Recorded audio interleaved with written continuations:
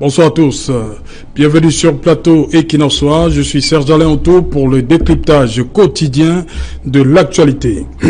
L'idylle entre Paul Biya et Jeune Afrique dure depuis que ce dernier a succédé à Madou Ahidjo. Une idylle ponctuée de crises de ménage très vite rattrapée à certains moments. Mais jamais en 36 ans de règne, ou plutôt en 24 années de présence au palais des Toudis, Chantal Pulchéry Biya n'aura fait l'objet d'un dossier controversé de la part de l'hebdomadaire de Béchir Ben Yamed. Pour Jeune Afrique, malgré qu'elle soit à l'ombre de son époux, la première dame Chantal Biya développe avec méthode ses réseaux d'influence, nomination, disgrâce, promotion, limogeage, et comme il fallait s'y attendre, cette enquête de Jeune Afrique dérange et divise l'opinion publique nationale. Pour certains, notamment la presse à capitaux publics, Jeune Afrique cherche à susciter un coup d'État militaire au Cameroun. Chantal Biya, commandante de bord, madame, monsieur, c'est le fait du jour.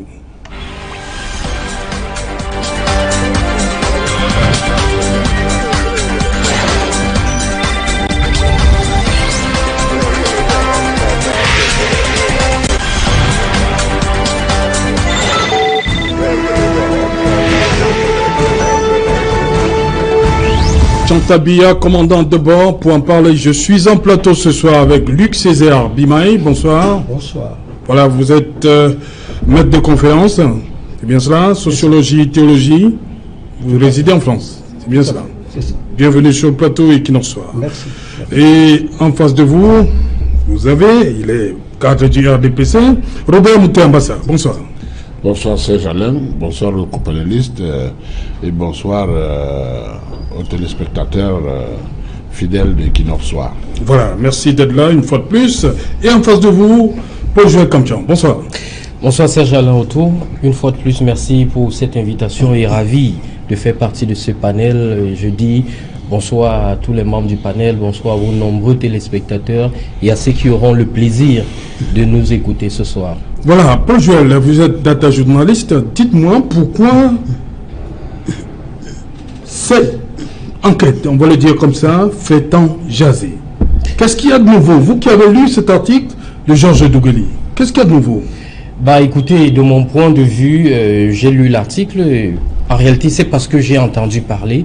Je croyais découvrir. C'est ça qui vous amène à lire l'article. C'est ça qui m'amène à lire parce que généralement, je ne lis pas Jeune Afrique. Quand on connaît le positionnement de Jeune Afrique, je crois que pour tout journaliste professionnel, il devrait peut-être aller lire juste pour un fait aussi extraordinaire. Mais en réalité, lorsqu'on l'a annoncé, les commentaires qui parcouraient la toile et tout, je me suis dit qu'enfin, Jeune Afrique pouvait frapper du poing, taper du poing, du pied dans la fourmilière. Mais quand j'ai lu, j'ai vraiment été déçu du point de vue du contenu, parce qu'en réalité, Jeune Afrique ne dit rien de nouveau. Vous vous souvenez notamment que avec le dernier remaniement ministériel, il y a eu certains journalistes qui ont justement vu l'arrivée de certains membres du gouvernement. Voilà.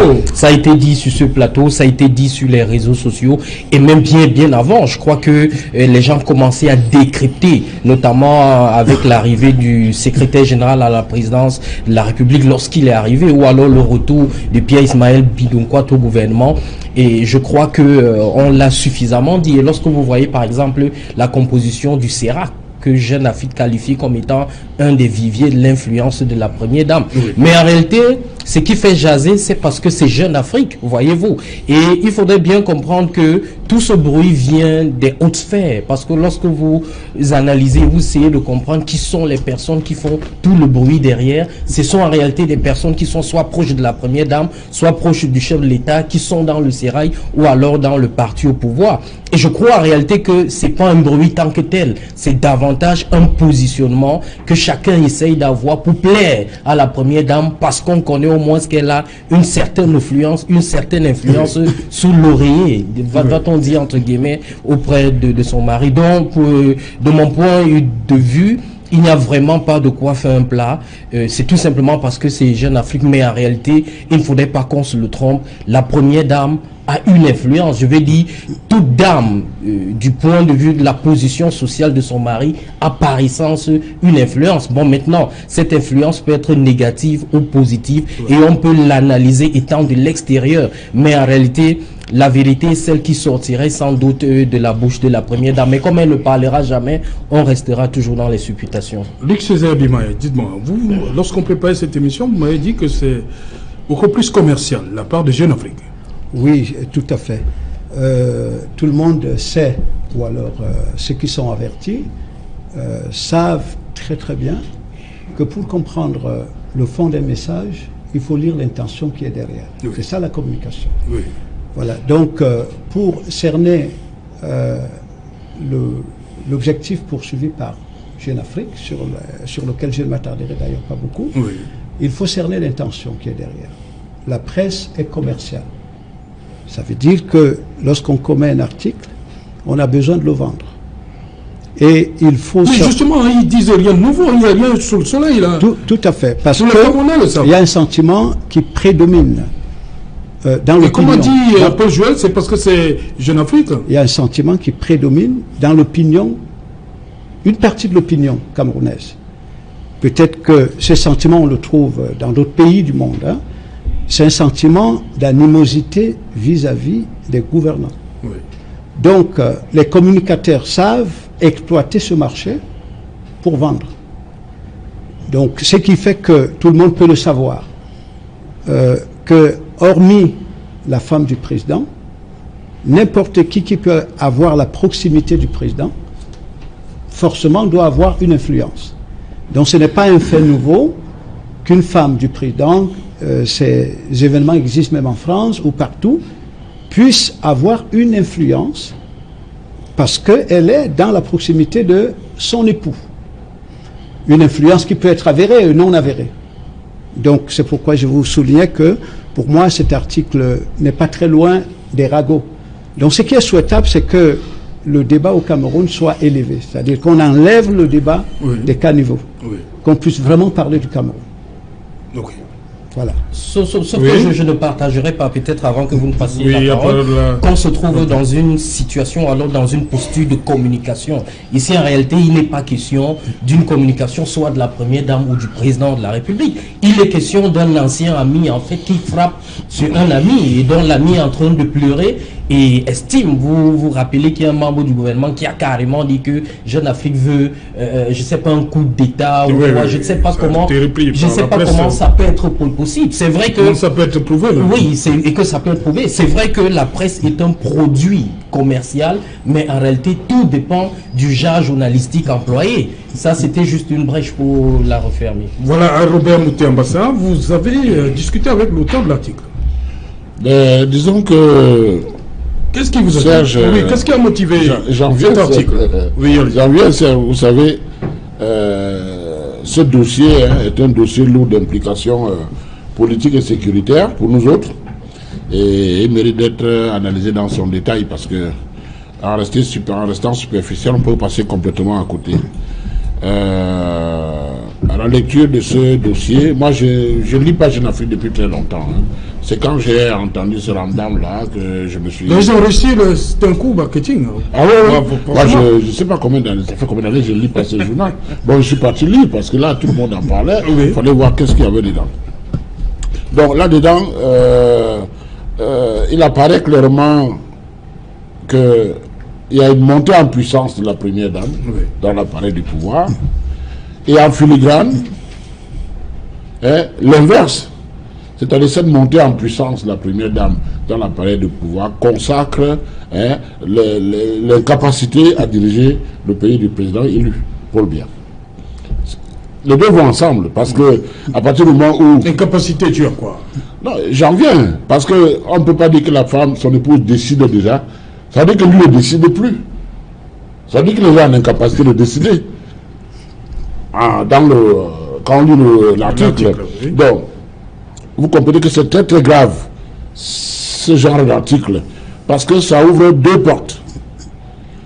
Le Conseil constitutionnel peut chercher à savoir si le président est en capacité de diriger le pays. Parce que le Conseil constitutionnel peut demander au président d'arrêter. Ce genre d'article peut influencer le Conseil constitutionnel. Il y a un ministre qui a parlé de l'armée. C'est vrai, ce genre d'article peut influencer l'armée. Nous avons une armée républicaine au Cameroun. Oui. L'armée républicaine a ceci de particulier que l'armée est pour la République et les institutions et ceux qui les incarnent. Si la République, les institutions, ceux qui les incarnent ne sont plus en capacité, l'armée rentre en scène pour essayer de rattraper, stabiliser le pouvoir en perdition. Ça, c'est dans la logique qui apparaît derrière cet article. Alors, j'ai trouvé que c'était quand même assez sensible et délicat. Je me suis permis d'essayer de contacter effectivement le rédacteur de l'article. Bon, en fait, c'est Jeune Afrique, lui là, il a fait la synthèse, mais c'est pas une personne, c'est un groupe qui a travaillé là-dessus. Et je l'ai eu au téléphone pendant à peu près 15 minutes. J'ai essayé de savoir pourquoi cet article, puisque à première vue, on ne voit rien de nouveau, mais il y a les journaux locaux qui en ont parlé après la présidentielle. Bon, peut-être que les journaux locaux ont ceci de particulier que quand ils toussent, ça arrive à Yaoundé. Jeune Afrique, quand ils toussent, ça arrive à Paris, Washington, Moscou, partout. Peut-être que c'est ça la différence. Donc, je me suis rapproché et j'ai eu un entretien de 10-15 minutes avec lui. Et durant cet entretien, ce que j'ai retenu, c'est que, ce dossier a commencé à être étudié depuis novembre 2018. Après le retrait de l'organisation de la CAN. Oui. Parce que Jeune Afrique n'a pas compris que personne n'a été sévèrement sanctionné. Le deuxième point que j'ai noté, c'est que le discours du président du 31 décembre, il a parlé d'un glissement de date, de 2019 à 2021. Nous étions effectivement sur ce plateau ce jour. Pour Jeune Afrique, ce glissement annonçait peut-être une pression que subissait déjà le président. Parce qu'il n'a pas été dur vis-à-vis, par rapport au retrait de la CAN, il a amorti en parlant de glissement. Et pour Jeune Afrique, le glissement, c'était comme si le président subissait déjà une forme de pression. Alors, le 4 janvier, il y a changement de gouvernement. Il s'attendait à un tsunami. Ils ne voient pas le tsunami. Et ils ont le sentiment que ce gouvernement qui a maintenu beaucoup qui étaient en charge des questions de CAN, pour eux, c'est la confirmation de ce que le président subit une forte pression. Et je lui ai demandé, mais il n'y a pas de commanditaire derrière cet article. Il m'a dit non, il n'y a pas de commanditaire. Il n'y a que la dette colossale contractée pour la CAN plus de 1500 milliards va être payée par les générations futures. Et à la lumière vont les choses, on voit bien que même les stades ne sont pas terminés, alors que le programme prévoit des complexes, des hôtels, des infrastructures, superstructures, beaucoup d'éléments qui ne vont au final pas être construits. Mais l'argent est sorti, il faudra que les générations futures l'aident. Donc, voilà en gros ce que j'ai compris un tout petit peu dans cet échange. Oui. Bon, peut-être qu'il ne m'a pas dit toute sa vérité, mais je redis exactement ce qu'il m'a dit. Et pour moi, en tant que Camerounais, moi je pense que par rapport aux sanctions qu'ils n'ont pas vues, je crois qu'il faut connaître comment le pouvoir fonctionne au Cameroun. Et eux, de loin, ne semblent pas maîtriser les détails du fonctionnement du pouvoir au Cameroun. Est-ce que la première dame a eu un impact par rapport aux sanctions? Parce que tout le peuple réclamait des sanctions. Et les sanctions ne sont pas tombées. Est-ce que c'est du fait de la première dame? Mais c'est ce que je suis en train d'essayer d'expliquer, que j'ai l'impression qu'ils ont une mauvaise lecture des silences présidentiels. Parce que vous savez, ceux qui connaissent comment fonctionne notre président, il ne travaille pas sous pression, il ne travaille pas dans la contrainte, il prend tout son temps, il est maître de son temps. Et quand vous avez déjà noté ça, le président sait à quel moment il programme d'encourager ou de frapper. Et le fait de n'avoir rien fait jusqu'à présent ne veut pas dire qu'il ne va rien faire. Pour ceux qui le connaissent. Le fait de n'avoir rien fait jusqu'à présent par rapport à la CAN, c'est-à-dire une sanction forte, ça ne veut pas dire qu'il ne va pas le faire. Okay. Le maintien en poste ou promotion ne veut pas dire que vous êtes exonéré de quoi que ce soit. Je prends un petit cas très simple parce qu'il faut illustrer aussi parfois avec des petits exemples vécus qui vont permettre aux gens de comprendre. Vous savez, quand le ministre Ababa était directeur général des impôts, tous les journaux de la République ont écrit contre lui qu'il a pris l'argent par-ci, par-là. Et le président était là. Et quelques temps après, il a même promu Ababa ministre des Finances. Et ça, c'est une bonne méthode? Les gens, non, je ne juge pas la méthode, j'explique seulement pour comprendre que le président, ce n'est pas parce qu'il est calme qu'il ne va pas faire ce qu'il a à faire. Non. Il a promu le ministre Ababa, il est où aujourd'hui? Vous comprenez? Donc ça fait que... Donc vous voulez faire la comparaison avec Ngongo? Non, je fais la comparaison avec personne. J'essaie d'expliquer pour qu'on comprenne que Jeune Afrique qui pense que le président n'a rien fait parce qu'il est sous pression, ça peut être autre chose. Le président a d'autres éléments d'appréciation. Le limogeage avec le président n'est pas non plus forcément un désaveu. Je prends un autre exemple. Tout le monde en a parlé dans ce pays. Quand il a viré le ministre Yonou des Relations extérieures, tout le monde disait qu'ils étaient ensemble le même jour. Mais à 17h, il était Premier ministre. Il n'a pas compris. C'est pour dire que quoi? C'est pour dire que le président a un mode de fonctionnement qui est tel que vous ne pouvez pas anticiper sur ce qu'il va faire. Et c'est quelqu'un qui prend tout son temps et voit. Parce que vous voyez, le président a dit quelque chose de fort. Et beaucoup de gens ont repris sur le plateau, y compris ce plateau. C'est-à-dire, le Cameroun sera prêt le jour dit. Parce que des collaborateurs l'ont rassuré que le jour dit, le Cameroun sera prêt. Le jour dit, c'est quand? C'était prévu pour le 31 mars. Nous sommes encore en février. Donc c'est justement, non, j'en viens. Je vous dis, il ne faut pas prendre ça au premier degré. Voilà. Ça vous permettez. Je chute, vous faites surtout pas mal, hein? Non, le jour dit était prévu. Moi, j'ai vu sur le plateau le secrétaire général comme Zogo, qui fait partie de la commission, l'a bien dit après que la date budgétaire de la CAF, c'est le 31 mars, mais le Emmanuel, comme tout le monde le disait. Maintenant, le 31 mars n'est pas encore arrivé. Donc, vous avez espoir. Et le président, dans une autre sortie, a bien dit de maintenir les travaux pour respecter le délai. Et pourquoi le glissement alors? Peut-être, mais le glissement de date n'empêche pas que ceux qui ont promis de respecter le 31 décembre doivent le respecter. Le président, vous ne pouvez pas l'empêcher. Le 31, c'est bientôt. Hein? Voilà, le président, vous ne pouvez pas l'obliger à réagir avant le 31. Il fait confiance à ses collaborateurs.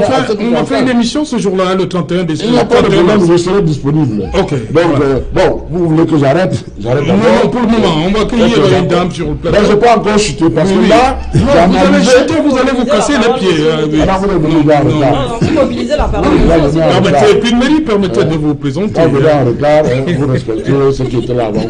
Donc, je voulais dire que, quelque part, j'analysais les écrits de Jeune Afrique et surtout l'entretien que j'ai eu, qui m'a amené avec l'auteur de l'article, qui a fait la synthèse pour arriver à ça. Vous allez continuer tout à l'heure. Sur ce plateau également, madame, monsieur, Queen Mary Douala, bienvenue.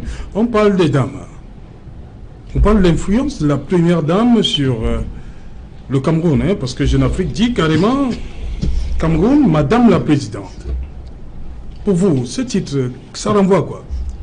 Pour répondre à votre question, je voudrais d'abord saluer les téléspectateurs d'Equinos Télévision, saluer tous les membres et amis sympathisants de l'association À nous le Cameroun, parce que je ne suis pas ici à mon propre compte, je suis ici en tant que secrétaire général du mouvement À nous le Cameroun, qui est une association épris de paix et qui appelle tous les jeunes à se mobiliser derrière cette paix pour que le Cameroun soit un et indivisible. Maintenant, dans l'entame pour la question, je voudrais d'abord dire qu'une femme proche d'un homme au pouvoir est toujours soupçonnée de vouloir l'influencer. C'est la même histoire. Le soupçon pas de rien, hein? C'est la même histoire. On a vu ça en France avec Alain Bruni et Sarkozy. On a vu ça avec François Hollande, avec sa compagne, actrice. Et on a vu ça aux côtés de Mitterrand aussi. Donc tout dépend de l'espace que l'homme donne à la femme. Parce que la femme, d'abord, depuis la religion... Pour le cas présent, restons... non, je vais y arriver. Non, pour le cas présent, est-ce que ce n'est pas du fait de l'âge de Paul Biya que tout ça se passe? Je voudrais d'abord vous dire que la femme a un rôle prépondérant au foyer et la femme est l'oreille de l'homme. Oui. Et là, nous parlons... Jeune Afrique l'a dit également. Nous sommes en train de parler de la première dame. Oui. La première dame, elle a un homme qui est déjà âgé. Elle a un homme qui ne peut plus se mouvoir comme elle.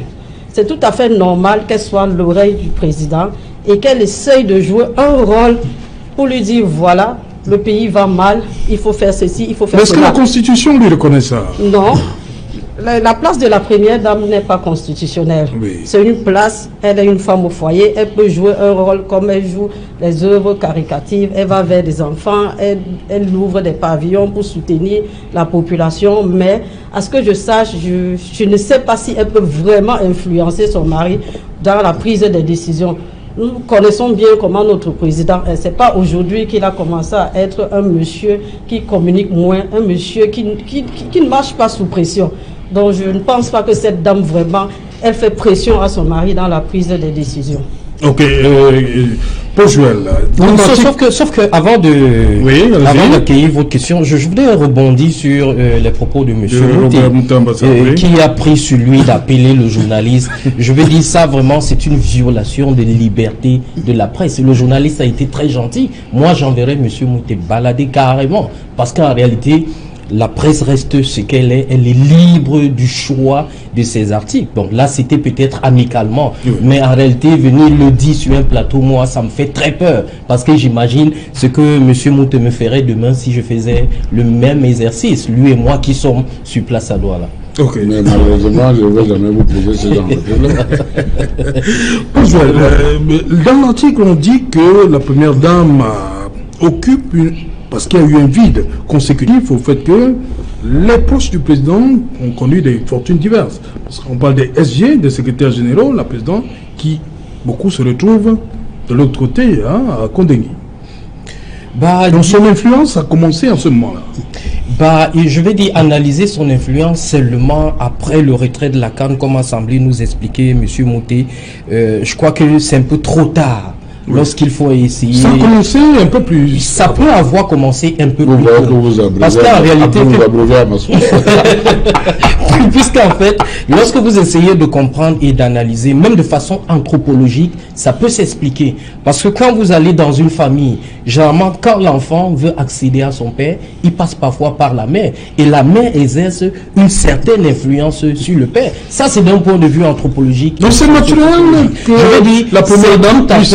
C'est tout à fait naturel. Mais maintenant, lorsqu'il faut aller au-delà du cercle familial et que ça touche à la vie publique, là, il y a déjà des questions à se poser. Et cela mérite justement de se poser la question sur le rôle politique et social de la première dame. Vous vous souvenez que cette influence avait déjà été vue quelques années plus tôt lorsque le professeur Mathias Eric Monan-Guigné avec tous ses enseignants avait parlé du chantalisme biaïste, vous vous rappelez, qui avait d'ailleurs été magnifié par le professeur Famdongo. Je crois que lorsque vous écoutez un peu les conclusions de ce colloque, on dessine déjà l'influence de la première dame. Vous vous rappelez d'ailleurs qu'au cours de ce colloque, certains avaient même plaidé pour qu'on constitutionnalise la place de la première dame auprès du chef de l'État. Donc, cela va sans dire en réalité que si nous restons à analyser seulement à partir du retrait de la CAN, c'est vrai qu'on a quand même plusieurs figures qui nous permettent d'avoir une analyse plus ou moins tranchée. Parce que lorsque vous prenez par exemple le remaniement ministériel, regardez bien, parmi toutes les personnalités qui étaient commises à l'organisation de la CAN, lorsque vous regardez les deux personnalités qui sont sorties, vous comprenez en réalité et par expérience que ces personnes n'appartenaient pas au cercle rapproché de la première dame, contrairement à ceux qui ont été maintenus. Ça, ce sont des analyses en réalité froides qu'on peut faire pour essayer de se rapprocher de plus en plus de Jeune Afrique. Voilà. Luc Césaire, beaucoup pensent que la première dame empiète de plus en plus dans l'espace du président. Quels peuvent être, selon vous, ces espaces-là visibles aujourd'hui? Nous sommes en fin février, Oui. quels sont les actes palpables qui peuvent vous amener, qui amènent les gens à penser que la Première Dame a empiété dans l'espace du président? Alors, si vous pouvez me le permettre, Oui. je souligne d'abord une chose que, pour tout observateur attentif de l'actualité camerounaise, il ressort une chose claire, c'est que le débat au Cameroun s'enlise autour des individualités. Oui. Si ce n'est pas de Paul Biya dont on parle de sa femme. Si ce n'est pas de lui, on parle de Kamto. Si ce n'est pas de Kamto, donc le débat tourne autour des Kanouris. Alors, moi je suis venu là avec un objectif précis. C'est de lever vraiment le débat. Ça veut dire quoi? Pour parler de ce qu'est le Cameroun.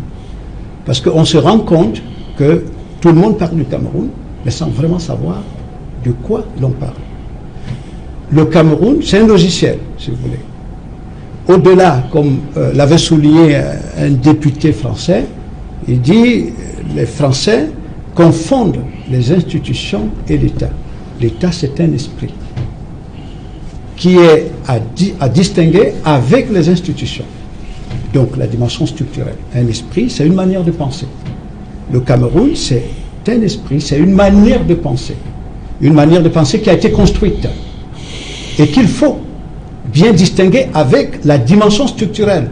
Donc, si vous voyez le Cameroun comme une manière de penser, le président Paul Biya, lui seul, ne fait pas le Cameroun. Il est l'une des particules. Ni même son épouse ne résume pas le Cameroun. Elle est l'une des particules du Cameroun. Mais la question que moi je me pose, qui a construit ce logiciel? Qui l'a construit? Bon, alors, donc nous avons les populations qui ont une manière de penser aujourd'hui différemment, il y a 20 ans et 30 ans. Cette manière de penser vient d'ailleurs. Elle vient du Nord. Et nous savons tous que tout logiciel est mis sur pied par un ingénieur. Et c'est l'ingénieur qui détermine le rôle que joue le logiciel et c'est lui qui le contrôle. Vous voyez mon âge, j'observe une chose très attentivement, c'est que le président Paul Biya, c'est un patriarche. Il a 86 ans. Donc l'âge mérite le respect. En tenant compte bien sûr que toute la population aujourd'hui est des cultures totalement occidentales. Oui. Voilà. Donc, dans les 86 ans, presque tous les Camerounais d'aujourd'hui, tous les Camerounais, on peut dire, ils sont la réalisation de l'administration politique camerounaise. Donc, et si c'est cette administration qui avait réalisé la population comme ingénieur, elle connaîtrait ce logiciel et elle le contrôlerait. Bon, et le fait que ce logiciel n'est pas contrôlé, vraiment contrôlé, ça veut dire que son ingénieur est exogène. Il est à l'extérieur. Et donc, on peut voir le Nord. D'ailleurs, la preuve en est que ceux qui contrôlent bien ce logiciel et qui peuvent le manipuler à distance, le téléguider à distance, tout le monde peut le savoir. Donc, quand on parle du Cameroun, le Cameroun, il faut voir, c'est parce qu'il y a le Cameroun qu'il y a les populations. C'est parce qu'il y a le Cameroun qu'il y a la dimension structurelle du Cameroun. Mais la confusion, c'est que les Camerounais pensent qu'il y a eux et le Cameroun. Il y a eux et le Cameroun. Donc, les Camerounais ne savent pas que ce qu'ils sont, c'est l'une des expressions du Cameroun. Et qu'en réalité, ils constituent l'économie que le Cameroun devrait utiliser pour se hisser au plus haut niveau. Mais pourquoi il y a cette confusion-là? Pourquoi il y a cette confusion? Parce que ce qu'on observe, c'est que même un ministre, il est convaincu qu'il y a lieu le Cameroun et qu'il devrait se servir du Cameroun pour se réaliser. Pour se réaliser, c'est-à-dire pour se construire, pour s'amasser de l'argent, et ainsi de suite. C'est comme une rivière qui est au milieu d'un village, qui abreuve le village, personne ne se préoccupe d'assainir la rivière, et la rivière, tout le monde se préoccupe d'aller boire, et la rivière finit par sécher. Donc, le problème, c'est au niveau de la confusion de ce que c'est que le Cameroun. Cameroun, une entité métaphysique, et qu'on observe au niveau structurel. Mais le problème, c'est que ce ne sont pas les Camerounais qui ont construit ce logiciel. Il est construit d'ailleurs. Et pour peut-être terminer, comme construit d'ailleurs, c'est qu'on observe les Occidentaux qui ont construit non seulement le Cameroun, mais l'Afrique, pour eux, c'est un marché. Donc, on a construit que des consommateurs. Et c'est donc pour cette raison-là, si vous le voyez bien, c'est la cause des animosités qui se développent vis-à-vis des gouvernants. Parce que les populations consommatrices pensent que les gouvernants mangent tout seuls. Les gouvernants mangent tout seuls sans leur donner.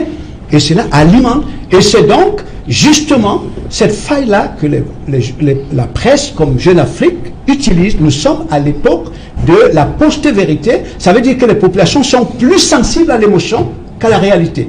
Donc, il suffit que vous touchiez. Justement, comment comprendre que cette émotion-là se dégage en ce moment-ci parce que c'est Jeune Afrique?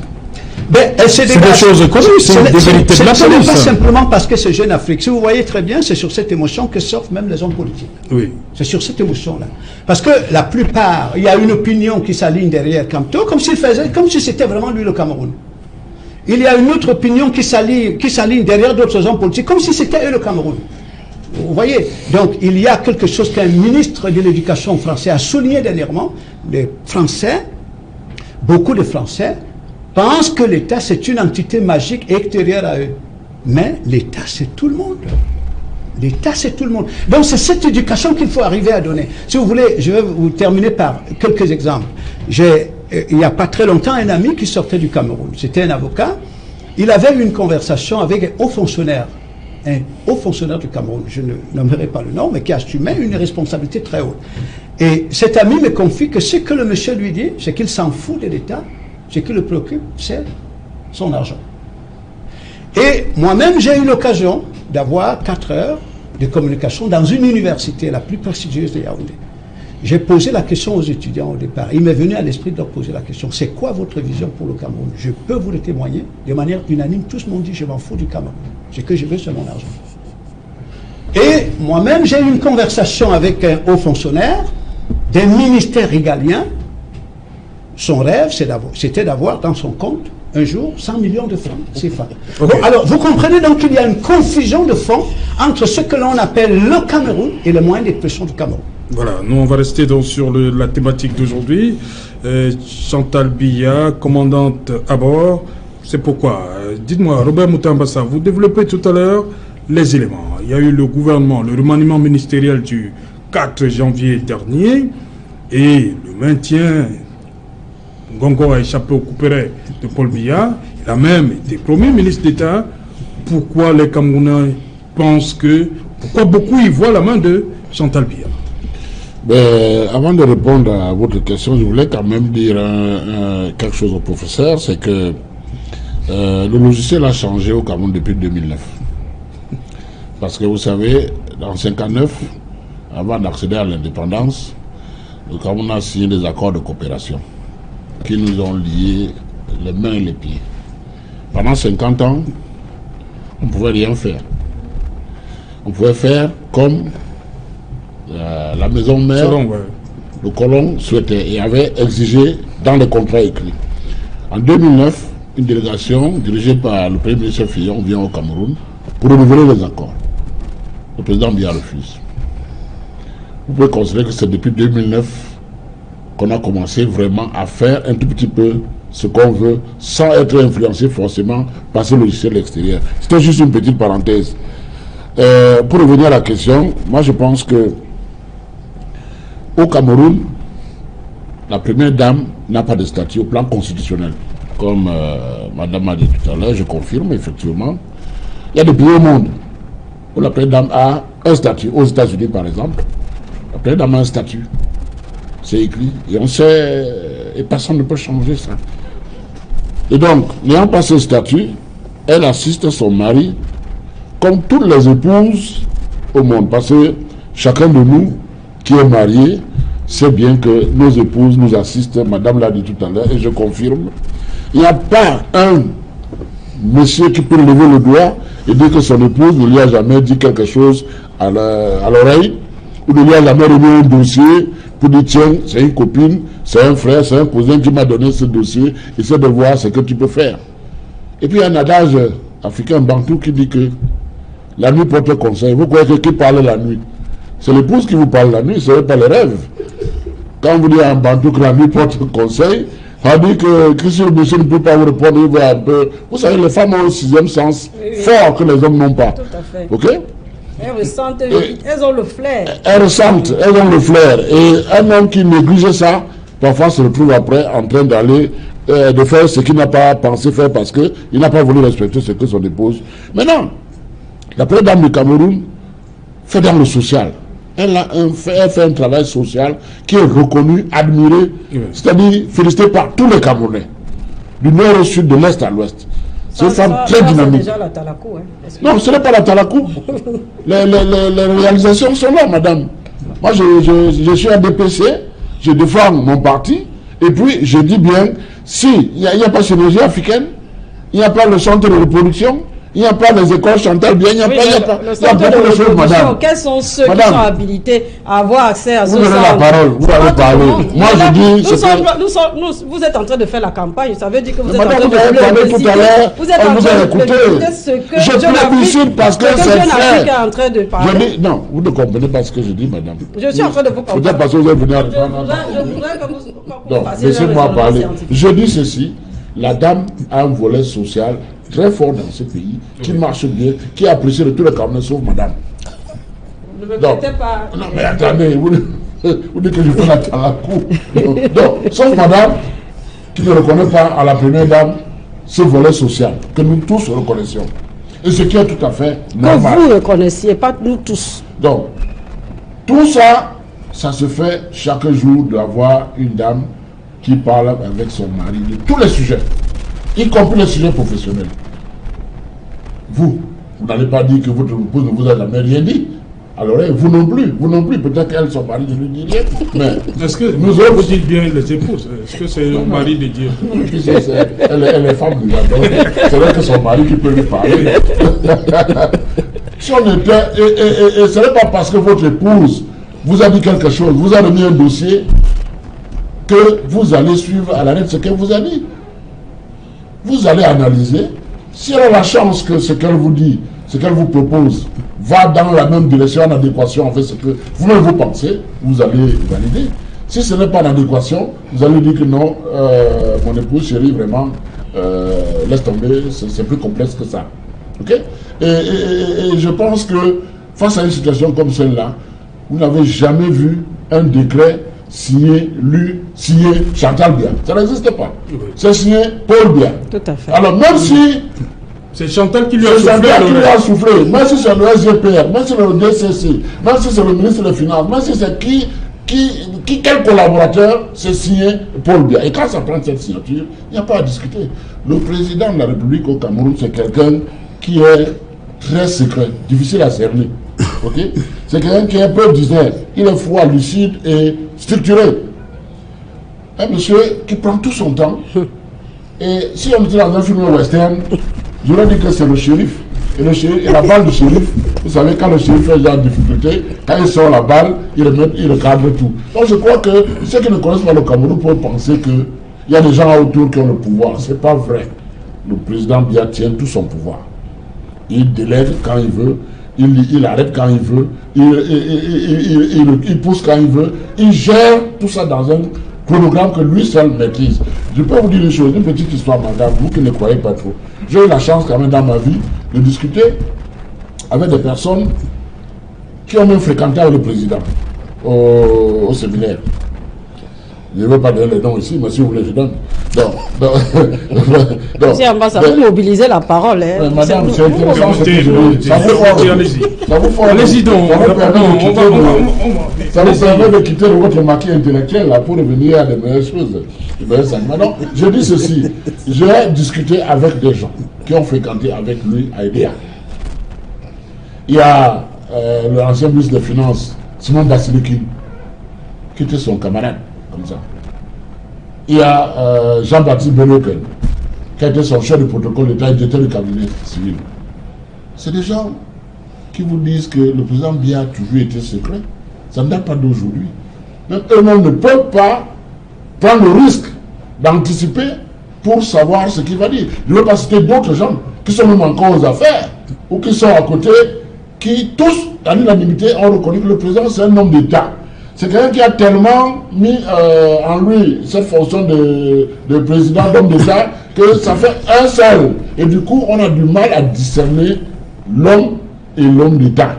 Voilà. Parce que c'est quelqu'un... On ne parle pas du président, on parle de l'influence de la première dame. Non, la première dame a une influence normale. C'est ça qui fait que, comme c'est un homme secret, c'est ça qui fait que la première dame a l'influence sur lui. Non, la première dame n'a pas d'influence sur lui. La première dame est comme toutes les femmes. Elle lui dit ce qu'elle pense. elle lui fait des propositions, elle lui donne des conseils comme une épouse, elle peut même lui passer des dossiers. Qui peut nier que ce genre de choses? Mais, comme quelqu'un l'a dit, c'est tous les gens autour du couple présidentiel qui sont à l'origine de ce désordre. Parce que quand quelqu'un va aller voir la première dame pour demander un service, et qu'elle rend ce service, un deuxième, un troisième, c'est ceux-là qui vont aller au quartier dire que non, elle est très forte, elle contrôle la situation. Tu donnes n'importe quel dossier, ça passe. Alors que elle a peut-être bien argumenté ton dossier, alors que peut-être que c'était en adéquation, en phase avec ce que le président lui voulait. Okay. Le président au Cameroun, jusqu'à preuve du contraire, reste maître de son pouvoir. Il n'y a personne qui n'a même pas son épouse. S'il délègue, comme il délègue à ses collaborateurs, à un moment donné, il se mettra fin à ça. Voilà, Queen Mary, il y a justement Jeune Afrique qui fait des révélations. Dans l'article, on apprend qu'il n'y a pas de pantalon à étudier. Ça, c'est la première dame qui impose. On ne veut pas voir de pantalon là-bas pour les femmes. La première institution créée par Dieu, c'est l'amour. Oui. C'est le mariage. Et il y a une parole qui dit que l'homme quittera son père et sa mère et s'attachera à une femme. Comme le professeur disait tout à l'heure, qu'au Cameroun, les débats sont individuels. Aujourd'hui, on parle de Camto, aujourd'hui, on parle de la première dame. Le problème du Cameroun ne se résume pas sur le nom de la première dame. Nous avons des problèmes plus sérieux que celui de... Nous avons une thématique, madame. Je suis d'accord avec vous. Moi, je vais y arriver. Non, je vous en prie. Il y a un thème, il y a une thématique, vous avez accepté. Je vous ai balancé la thématique, vous avez accepté. Donc, pour revenir... Un peu de respect pour les téléspectateurs. Oui, monsieur. Pour revenir à la thématique, je suis en train de dire que la première dame, partout dans le monde, elle a toujours été soupçonnée d'avoir l'influence sur son mari. Je disais à l'entame de mon propos qu'on a vu l'exemple de Carla Bruni avec Sarkozy, on a vu l'exemple de Mitterrand, on a vu l'exemple de François Hollande avec la compagne. Mais ça dépend de l'espace que l'homme politique donne à sa femme. Si l'homme politique donne un peu plus d'espace à sa femme, il peut le donner lorsqu'il constate que la femme, elle a de l'appétence pour la politique. Mais dans le cas d'espèce, nous avons constaté que la première dame, son appétence, c'est dans le social. Elle fait dans les œuvres caritatives. Donc, moi, en tant que femme au foyer, je suis tout à fait d'accord qu'une femme peut avoir l'influence, entre guillemets, sur son mari. Ça, personne ne peut le nier. Parce que un homme qui est directeur d'une entreprise, il peut rentrer à la maison, dire à sa femme que voilà ce que j'ai eu comme problème aujourd'hui, quel conseil tu peux me donner. Et nous savons bien que la femme, elle détecte le mal un peu plus vite que l'homme. Et pour parler de la première dame camerounaise, c'est une dame dont je peux dire qu'elle est complètement effacée. C'est difficile de l'entendre. Le débat, c'est justement aujourd'hui parce qu'on pense qu'elle a commencé à empiéter dans le domaine politique. Elle est sortie du cadre social. C'est ça le débat aujourd'hui. Comment vous trouvez que on ne doit pas en parler? Moi, je suis en train de dire ceci, que Jeune Afrique a plébiscité la première dame. C'est-à-dire, il a mis la charrue avant les bœufs. La charrue avant les bœufs. Peut-être qu'au sein de l'appareil politique, ceux qui entourent le président ont constaté que la dame, peut-être, elle voulait prendre la place de son mari, sachant bien que le président aujourd'hui, il est déjà âgé et la vieillesse n'est pas une maladie, c'est une grâce. Je dis merci à Dieu de lui avoir donné un âge pareil. J'aimerais aussi arriver à cet âge. Mais lorsqu'on a déjà cet âge et qu'on a une femme un peu moins jeune que vous, je vous assure, il y a une influence prépondérante. Donc on peut dire aujourd'hui, oui, je vous rejoins. On peut donc dire aujourd'hui que la première dame, elle est celle qui décide à la place du monsieur. Parce que non, écoutez, pas d'accord avec monsieur Moutambassa, laissez-moi parler. Laissez-moi parler. Non, mon père est mort à 87 ans. Mon père est mort à 87 ans. Donc j'ai vécu avec un homme de la 87. Donc je sais ce que c'est. Un homme de la 87, il devient comme un enfant. Parce qu'il demande tout à son proche. Il n'est pas totalement libre. Et surtout que vous savez ce que c'est que la femme peut faire. Elle peut dire le soir que si tu ne fais pas ceci, je ne te donne pas ceci. Parce que nous savons comment nous pouvons faire chanter nos hommes. Non, la femme peut utiliser le sexe pour influencer son mari. Excusez-moi le thème à la télé. La femme peut influencer par le sexe. Elle peut dire qu'aujourd'hui, je te tourne le dos si tu ne signes pas tes documents. Et ce monsieur, à son âge, mais il est obligé. Il y a certaines choses qu'il n'arrive plus à faire seul. Et que c'est cette dame qui le fait à sa place. Donc c'est tout à fait normal qu'il obéisse. Il va obéir, c'est pas parce qu'il veut, mais il obéit parce que il n'a plus sa mobilité, il n'a plus toutes les facultés que toi et moi nous avons aujourd'hui. Donc moi je pense que cette femme, je trouve que c'est une grâce pour elle d'avoir un mari président, et cela va aussi l'aider peut-être à prendre certaines décisions qui vont aider sa famille. Mais moi je souhaiterais qu'elle prenne des décisions qui vont aider toute la population camerounaise, qu'elle prenne des décisions par rapport à la crise anglophone, parce qu'elle est une mère. Elle voit comment les enfants meurent tous les jours. On dit qu'elle fait dans du social. Mais parlant de son social, quand on parle du pavillon de Yaoundé, ce n'est pas n'importe qui a accès à ce pavillon.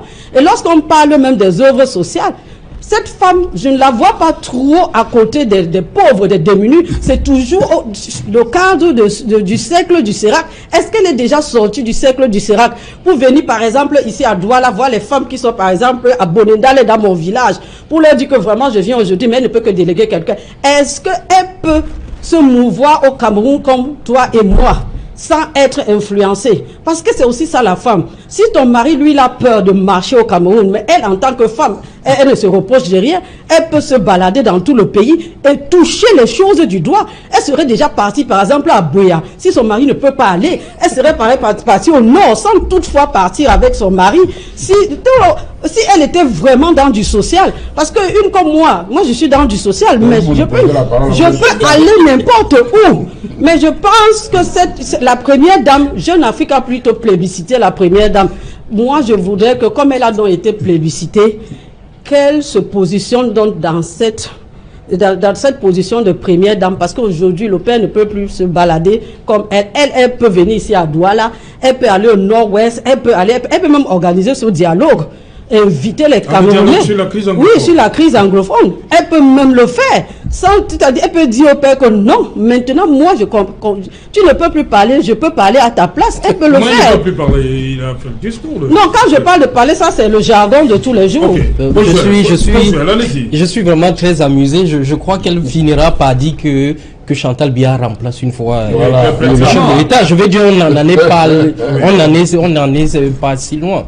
Mais autrement dit, je me réjouis sur le fait qu'autour du plateau, on est d'accord que la première dame a une influence, un rôle. C'est-à-dire que si c'est pas constitutionnellement reconnu, les juristes diraient qu'elle a un rôle de fait. Et donc, de fait, on peut donc justifier cela par tout ce que M. Mouté Ambaza dit au regard de ses différentes œuvres, de son influence qu'elle peut avoir autour de son mari. Mais je voudrais juste souligner quelque chose pour dire au professeur en réalité que on ne parle pas des personnes, mais on parle des personnalités. C'est-à-dire on parle de la première dame en tant qu'épouse du chef de l'État qui est une institution.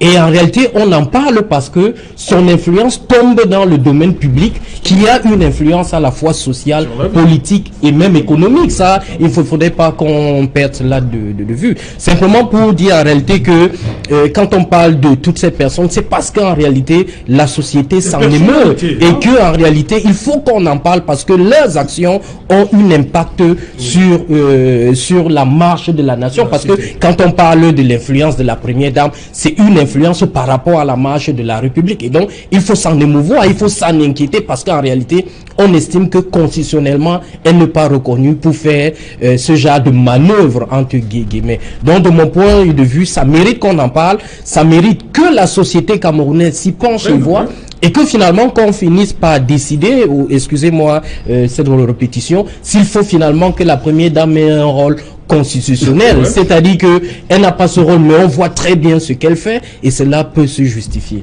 Ok. Je vais juste dire un truc rapidement pour dire à Major. Oui, vous permettez, on va revenir, parce qu'il est l'heure du journal. Je vais revenir avec vous.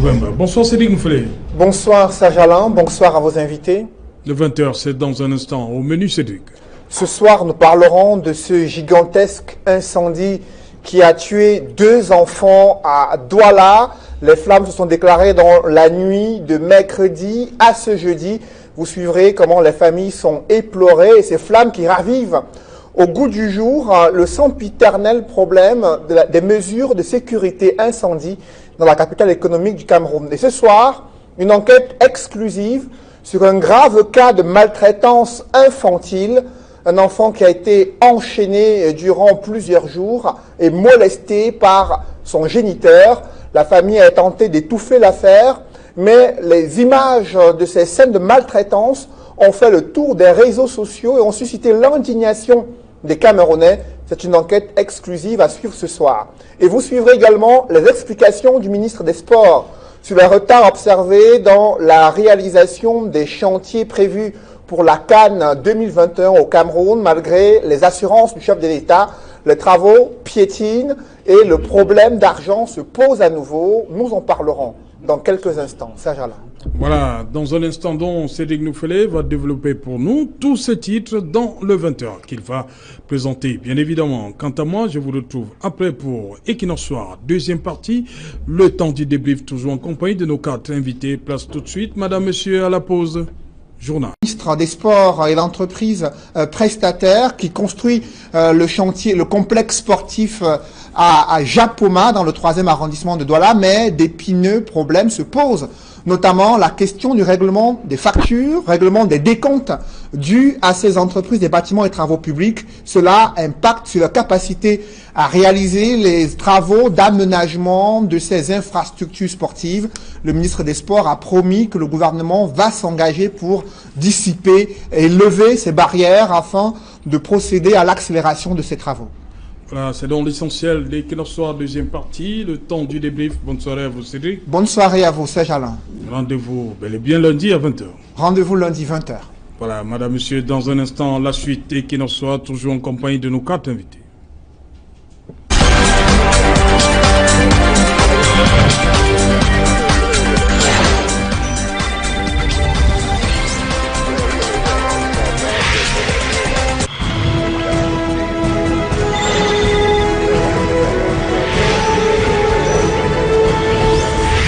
Retour sur le plateau Equinox ce soir, toujours en compagnie de nos 4 invités, Luc Césaire Bimaï, Paul-Joël Campion, Robert Mouté Ambassa et Queen Mary Douala. Queen Mary, dites-moi, qu'est-ce qui peut bien amener un géniteur à passer les chaînes au pied et au poing de son enfant, tel qu'on l'a vu dans le reportage? Je voudrais dire ici... Quel type de gaffe, on va l'appeler comme ça? Pour répondre à votre question, j'aimerais dire que l'enfant est un bijou, l'enfant est un joyau. C'est l'enfant qui va te succéder demain, lorsque tu n'auras plus les forces. Alors, s'en prendre à un enfant, même s'il a commis des bêtises, vraiment, je trouve cela très, très, très aberrant. Il est inadmissible qu'un papa enchaîne son enfant comme si c'était un esclave. On a l'impression que nous sommes à l'Antiquité, où les Africains étaient considérés comme des esclaves enchaînés. Vous ne pouvez pas enchaîner votre propre enfant. Ça, on le sait bien. On accouche l'enfant, mais on n'accouche pas son cœur. C'est pour cela que tantôt à nous, le Cameroun, on a dit que la délinquance juvénile provient le plus souvent du manque de coaching des parents. Parce que les parents n'ont pas le temps de coacher les enfants pour leur donner une bonne éducation. Et l'éducation ne passe pas par le fouet. L'éducation passe par le dialogue. Parce que les méthodes répressives ne sont pas des bonnes méthodes. On le dit tous les jours dans la société. Par exemple, le problème de la crise anglophone, on le dit tous les jours que la répression n'est pas la bonne méthode pour gérer un conflit. Il peut y avoir des conflits entre un père et un fils. L'enfant peut ne pas comprendre ce que le père lui dit, mais jusqu'à aller enchaîner, prendre des balles blanches pour taper un enfant, vraiment, c'est inadmissible et c'est inacceptable dans une société de droit comme le Cameroun. Et moi, je voudrais dire aux parents que le tout, ce n'est pas de fouetter l'enfant, mais il faut dialoguer avec l'enfant. Il faut essayer d'encadrer les enfants. Parfois, l'enfant a besoin peut-être d'un bonbon, il n'arrive pas à obtenir le bonbon parce que toi, tu n'as pas peut-être l'argent pour lui donner, d'aller acheter le bonbon. Il te pique 100 francs. Ce n'est pas parce qu'il t'a piqué 100 francs que tu dois aller jusqu'à l'extrême. Vraiment, revenons au meilleur sentiment chaque fois que les enfants commettent des fautes. Le fouet n'est pas la solution. Le fouet est là pour les bandits. Le fouet n'est pas là pour son enfant. Vraiment, ce monsieur doit être traité de la bonne manière comme la loi le prévoit.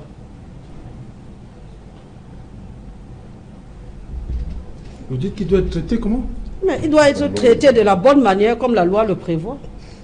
La loi a prévu des sanctions pour des parents qui traumatisent, qui portent atteinte à la dignité humaine. Parce que même les justes naturalistes respectent la dignité humaine. Il est très important de respecter l'homme. On ne doit pas prendre le fouet jusqu'à blesser l'individu, parce que c'est interdit par la loi. Ok. Luc Césaire Bibaye, il y a ce genre d'image de là où vous sortez en France, c'est inimaginable. Hein? Bien sûr que ce genre d'image, il y en a. Oui. Que ce soit en France ou partout ailleurs, dans des pays dits développés. Par moment même, il y a des images insoutenables. Oui. Par moment. Bon, et comment ça s'explique? Ce sont des faits qui défraient la chronique presque partout, actuellement dans le monde. Et ce qu'on observe, c'est que des individus, notamment humains, ressemblent à une bouteille vide, bouteille en plastique, que vous fermeriez hermétiquement et que vous jetteriez dans la mer. Donc la mer... Une bouteille à la mer? Dans la mer, par exemple, vide. Oui. Il faut comprendre ce que je vais expliquer. Ça veut dire que le mouvement de la bouteille ne dépendra pas d'elle-même, mais dépendra des flots de la mer. Donc vous avez des populations partout dans le monde qui sont exposées à un phénomène de vibration extrêmement élevé, au point que certains, en réalité, se retrouvent en train d'être pilotés comme des robots, commettant des actes tels qu'il faut un regard assez élevé pour comprendre les paramètres qui jouent pour interagir avec les humains.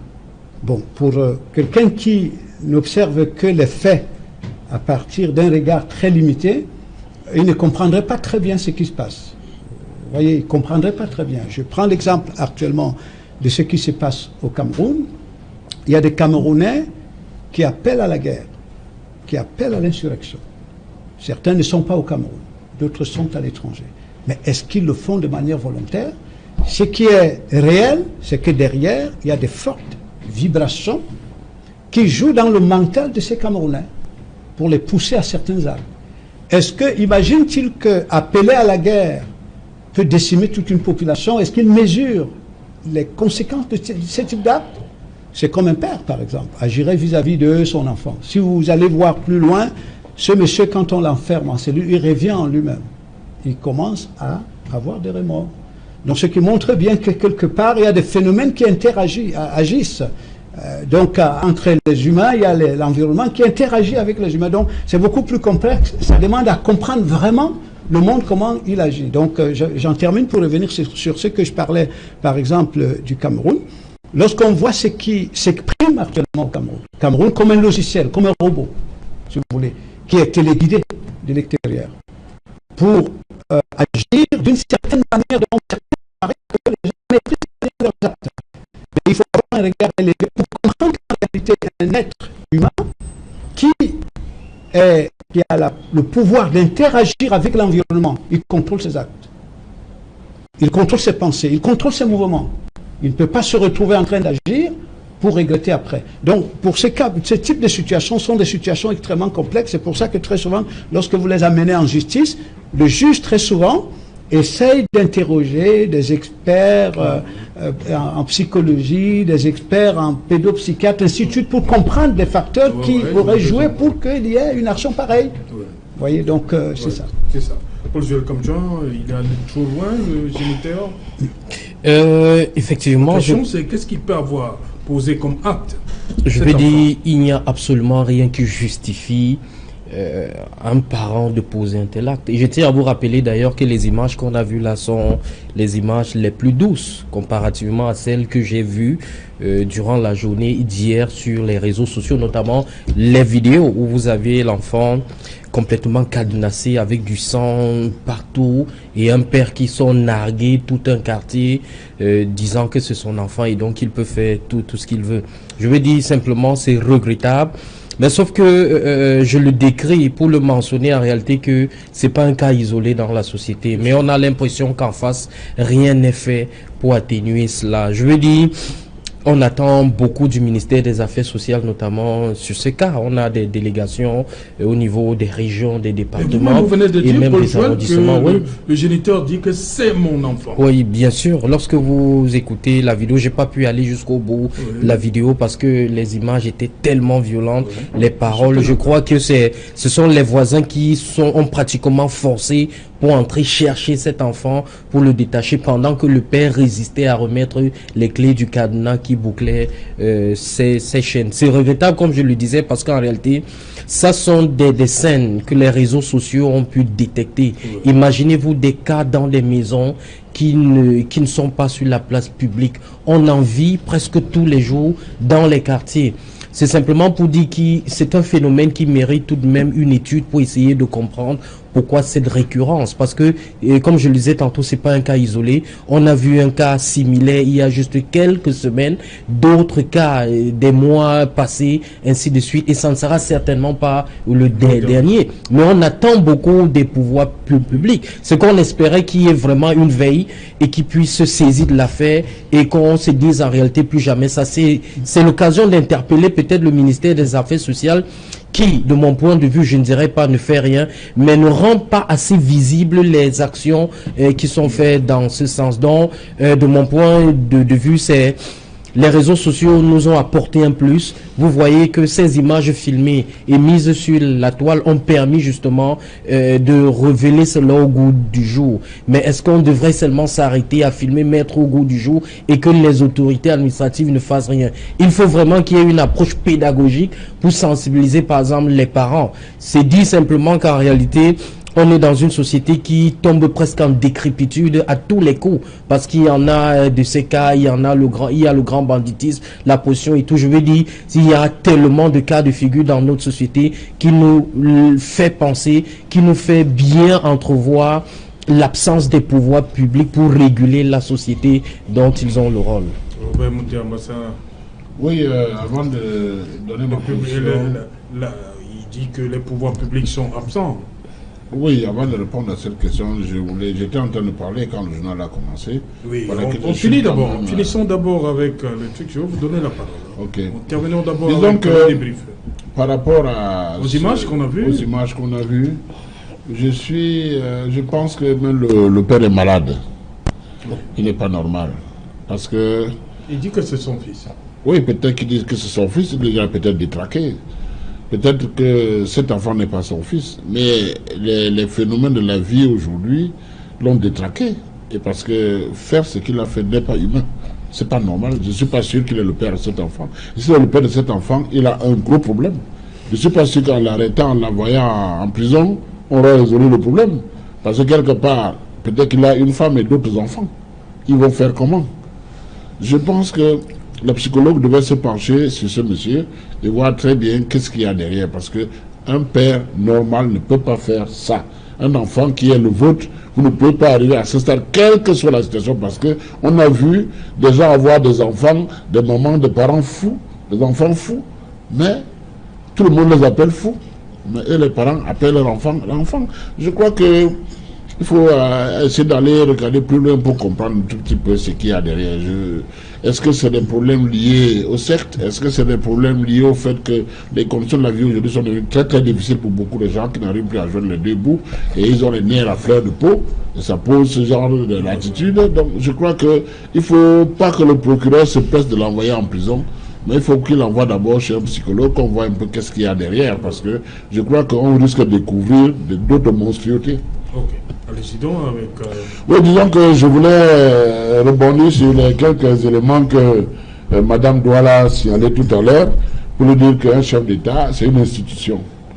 Et quand on est à ce niveau, ce n'est pas n'importe quel niveau, il y en a un seul dans chaque pays. Et je crois que ramener au chef d'État à une histoire de tourner le dos pour avoir les décisions qu'on veut, je crois que c'est méconnaître cette fonction. Par rapport aux âges, vous savez, tout le monde n'a pas la même constitution. Vous avez vos parents à 87 ans qui ne faisaient plus rien. Moi, j'en ai à 80, 85 ans qui avaient encore leurs habits. J'en connais d'autres qui sont vivants. Il vaut même prendre des exemples vivants. Oui. Quand je prends le patriarche de chez nous dans le bas, le nouveau Bello, qui a 90 ans. Il marche, il va, il vient, il court. 90 ans. Jean-Baptiste Belloquin, oui. Oui, il a 90 ans. Ok, il est là, il va, il monte, il sent, tout le monde le voit dans les médias. Il y a Thierry Mokete aussi. Il y a Thierry Mokete qui a 100 ans. Ok, non, il y a le président Jean de Douane de Bongo qui est décédé là. Jusqu'à son décès, je me suis renseigné quand même auprès de sa famille. Je connais un peu cette famille, hein, Arrête et quoi et les autres. Je me suis renseigné auprès des autres. Jusqu'à son décès, il s'est levé, il faisait tout seul. Il demandait l'avis de personne. Il y a des gens qui sont bien constitués. Et je pense que le président de la République est dans cette gamme de personnes. Son grand frère est décédé il y a 1 an ou 2 jours à 90 ans, par accident. Okay, il marchait, il allait, il courait avec les jeunes. Donc, vous comprenez, il y a des gens qui, à cet âge-là, sentent vers le point de l'âge, mais il y a d'autres qui ne sentent pas assez. Il y a un monsieur comme le président Biya qui est depuis 60 ans dans la haute administration, qui est suivi à la lettre au plan médical. Je crois que il ne faut pas le sous-estimer. Je crois qu'il a encore l'énergie. Ok, Paul-Jules Captain, est-ce que cette sortie de cet article, ce dossier de Jeune Afrique peut avoir un impact sur la gestion de la cité? Bon. Bah, écoutez, lorsque vous parlez du Cameroun, oui, lorsque vous parlez qu'est-ce qui peut Cameroun, changer après cet article? Ça ne changera absolument rien parce qu'en réalité, vous avez un pouvoir exécutif qui a phagocyté tous les autres pouvoirs et donc il est très difficile pour un procureur de mieux comprendre ce que Jeune Afrique a dit pour ouvrir par exemple une enquête pour s'assurer qu'effectivement le président jouit ou de la Cour constitutionnelle de saisir par exemple, de voir si le président jouit effectivement de toutes ses capacités intellectuelles pour diriger le pays et de s'assurer par exemple quelle peut être l'influence de la première dame. Je veux dire, ça sera un scandale comme tous les autres scandales que le Cameroun a connus. Juste 2-3 jours de débat dans les chaumières, dans les rues, dans les taxis et dans les médias, et puis on sera passé à autre chose, parce que dans 2 ou 3 jours, peut-être d'ici en début de semaine, on aura un nouveau scandale qui va venir effacer cela et va donc nous occuper à discuter de rien et du tout pendant que Yaoundé continue à faire ce qu'il fait. Donc, pour ma part, et je tiens d'ailleurs à vous rappeler que c'est pas le premier scandale. Vous vous rappelez de l'affaire du Dauphinat, René Emmanuel Sadi, lui, Paul Motazé et tout. Je crois que, voilà, Laurent Esso et tout. Je crois qu'en fait, Jeune Afrique, je crois que les Camerounais ont finalement compris à quoi joue Jeune Afrique pour se rendre compte en fait qu'il n'y a presque rien de sérieux. Ce sont des ragots, c'est des discussions. Pour moi, franchement, ce sont des ragots parce qu'en réalité, d'un point de vue sociologique, d'un point de vue anthropologique, tout ce que Jeune Afrique a dit, ça peut se prouver, ça peut se comprendre d'ailleurs. Mais maintenant, en face, il faudrait peut-être s'inquiéter de l'influence, de l'impact sur la vie des institutions. C'est peut-être à ce niveau qu'on devrait faire un peu plus attention et qu'en réalité, les institutions à charge de ce type d'affaires devraient se mettre en branle. Mais comme vous avez des procureurs qui sont plus occupés dans des histoires de corruption et que vous avez d'autres administrations qui sont occupées ailleurs à se mettre plein les pouches, écoutez, je crois que on pourra arriver jusqu'à l'étape d'Abdelaziz Bouteflika. On en parlera, ça va jaser, mais rien ne va arriver parce qu'en réalité, nous-mêmes les Camerounais, on a l'impression parfois qu'il y a un aimant qui nous tient et qu'on n'arrive pas à se mouvoir. Queen Mary, est-ce que cet article, ce dossier de Jeune Afrique peut amener la première dame à changer sa façon de faire, de voir les choses? Il reste d'abord à savoir si elle voit les choses comme nous le voyons. À ce que je sache, la première dame, comme le disent ceux qui travaillent avec elle, c'est une dame de cœur. C'est une dame qui essaye de se rapprocher des personnes. Mais vous avez dit en émission là que justement. Écoutez, je voyais déjà une contradiction là. Non, mais je suis en train d'y aller. Laissez-moi aller au bout de mon propos. Comme je disais tantôt, Il reste à savoir si la première dame voit le Cameroun comme toi ou vous et moi, nous le voyons. Et maintenant, comme on le dit autour d'elle, qu'elle est une femme sociable, qu'elle fait dans des œuvres caricatives, moi j'aimerais qu'elle aille au-delà de cela, qu'elle se rapproche de la population, comme elle est l'oreille du président, qui aujourd'hui n'a plus toute sa mobilité comme il était avant. Qu'elle essaye, il faut pas me couper, qu'elle essaye de parler au président et de lui dire ce qui est réel, ce qui se passe réellement au Cameroun. Qu'elle ne lui dise pas des choses qui n'existent pas, comme on est toujours en train de leur raconter que tout va bien. Mais il faut qu'elle dise au président que le Cameroun va mal. Il y a la pauvreté, il y a la délinquance juvénile. Nous avons vu un enfant qui a été tabassé. Ça, ce sont des actions qu'elle doit mener par son propre géniteur. Elle a l'hôpital qu'elle a créé, mais cet hôpital n'accepte pas le dernier Camerounais qui est malade. Et ce n'est pas cet hôpital qui va gérer les 25 millions des Camerounais, parce que les Camerounais ont les problèmes de santé. Si elle dit qu'elle fait dans le social, qu'elle le fasse. Okay. Moi, je prends l'exemple de la première dame de la Côte d'Ivoire. Elle a un pavillon qui s'occupe des personnes qui souffrent du cancer.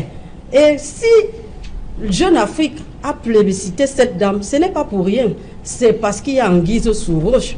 C'est parce qu'on a constaté que beaucoup de décisions sont prises, c'est-à-dire d'une manière pas très bien au pays. Merci. Il faudrait qu'elle essaye de parler à son mari, de gérer le problème de la crise anglophone.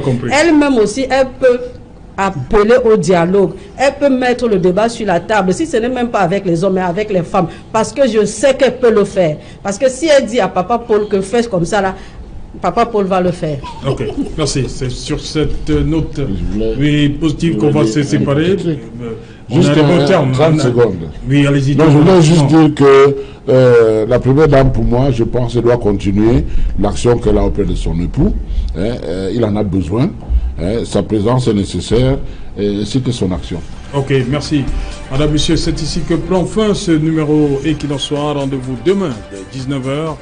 Rediffusion 23h GMT. Il sera minuit à Bac-Baiser.